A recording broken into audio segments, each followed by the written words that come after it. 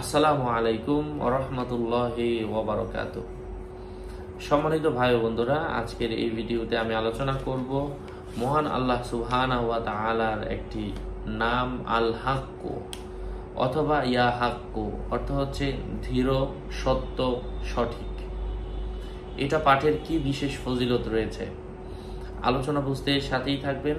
এখনো যারা চ্যানেলটি সাবস্ক্রাইব করেননি, ভেরিফাই চ্যানেলের ডিসক্রিপশন বক্সে ক্লিক করলে পেজ এবং আইডি আসবে। এছাড়া অন্য কোনো পেজ নাই, আইডি নাই, ইমো নাই, হোয়াটসঅ্যাপ নাই, টিকটক নাই। সাবধান, আমার নাম আর ছবি দেখে বিভ্রান্ত হওয়া যাবে না। হ্যাঁ, যে ব্যক্তি, ফজিলত কি? ফজিলতটা হচ্ছে যে ব্যক্তি 4 কোণ বিশিষ্ট কাগজের চতুর্পাশে মিশক জাফরান দিয়ে আল হাক্কু, এই দোকান থেকে কালি নিয়ে নিতে পারেন অথবা যেখান থেকে ইচ্ছা নিয়ে নেবেন। 01896426494 দোকানদারের নাম্বার।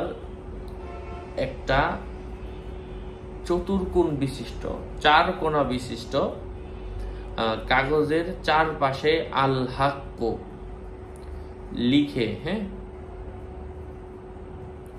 যদি আল হাক্কু লেখার পরে ওই সাদা কাগজটা নিজের হাতের মধ্যে রেখে, হ্যাঁ, সাদা কাগজটা নিজের হাতের মধ্যে রেখে, ডান হাতের মধ্যে রেখে সে আসমানের দিকে তাকিয়ে, হ্যাঁ, সে দোয়া করে আল্লাহ পাক তাকে বিভিন্ন ক্ষতি থেকে হেফাজত করবেন, তাকে নিরাপত্তা দান করবেন।